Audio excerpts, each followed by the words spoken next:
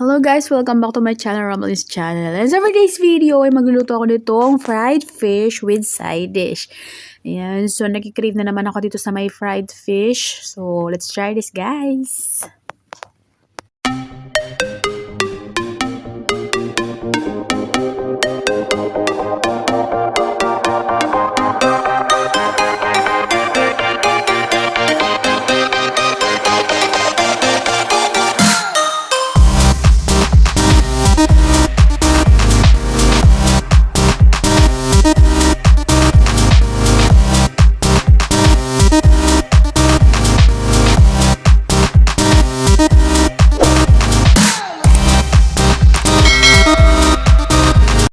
Yan. So, ito yung ating mga gagamitin ingredients para sa ating lulutuing dish for today. So, ito na nga yung ating fish. And then, para sa ating side dish, meron ako ditong egg, spring onion, carrots, and garlic. Yan.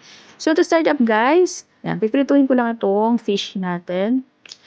Yan. So, una nilagyan ko ito ng salt. Pero naisip ko pala, dapat ko pala itong hiwain para ma-absorb yung salt sa inside. Sa inside. Ayan. So, cut ko lang siya guys. Yan. So, slice ko lang siya ng konti. Magkabilaan. Yan. So, talaga hindi nakakain ng klaseng ganito kasi puro tuna yung meron dito. So, yan. Gusto ko yung parang ganyan. Yan. So, lagay ko lang yung salt and then massage lang natin. Sana all minamassage.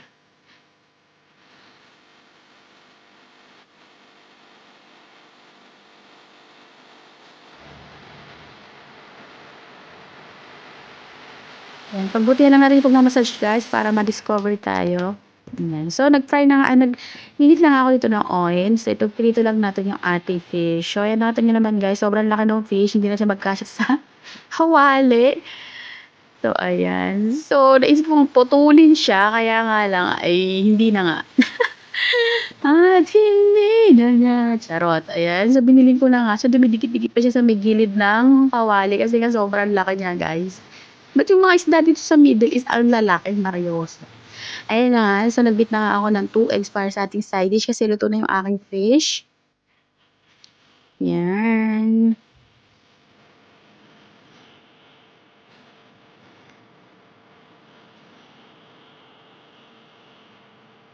And then, syempre, iniwa ko na rin. Kilat ko na rin yung ating mga iba pang gagamitin ingredients.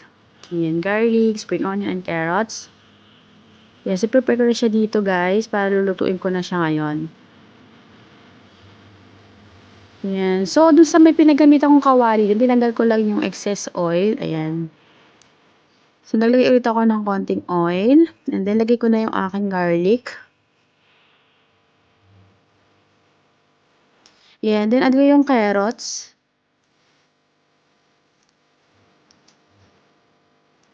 Suti-suti lang tayo, guys. And then, right after that, lagay natin yung ating salt.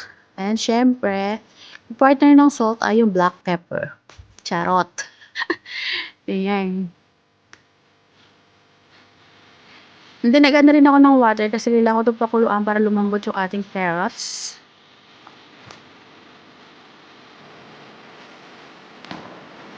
Yan. Then, sinad ko na rin yung ating spring onion, guys.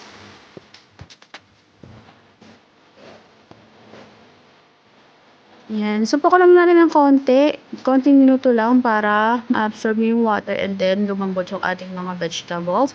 And then, ayan na nga. So, malambot na siya. Ayan, nalagay ko na yung ating beaten egg. Then, mag-anda lang tayo ng few minutes para maging okay na yung ating side dish. Yan. So, after few minutes nga, guys, ito na yung magiging itsura niya. Charan! Ayan. So, luto na yan. So, nalagay ko pa nga dito yung fish sa ibabaw. Pero naisip ko, dapat pala hindi na nga. Kasi hindi naman kasya. Ayan. So, transfer ko lang siya sa isang plate. And then, lagay ko na plating. Ayan. So, lagay ko lang yung fish. And nalagay ko yung side dish on the side. Ayan. So, that's why I called side dish. Charot. Ayan. So, pasensya na kayo guys. Aking voice over kasi medyo may sipod-sipod pa ako. Ayan. Shoutout sa mga team dyan. Salamat sa support guys. Yan, yum, yum, yum. So, ito na nga yung ating dish for today na yung mukbang. Ayan, fried fish with something on the side. Let's try na guys. Eating time! 2,000 years later.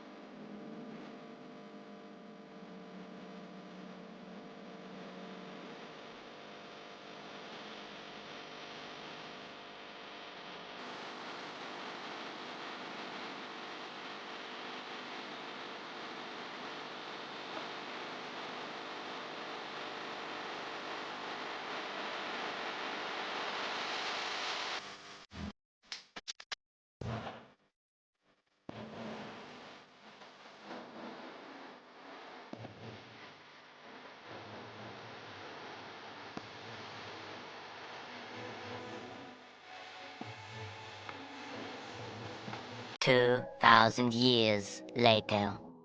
Yan, bawas bilbil na naman. Sana makabawas ako ng 100 calories today. Yan. So, samahan niyo po guys. Yun yung akong Alipores. Say hi, Alipores. Hi, Miss Forest. You're the Alipores. I don't know what the Trump's doing today in the camp. He's doing this like his feet and his hands. Look at the back. Look like guys. Look at Trump and what he's doing. I'm not leaving. What are you doing? Different things are you doing? Yeah, I'm ready. I'll drop it. And beep. I know what you want me doing now again. You're making cheese. Happy Friday.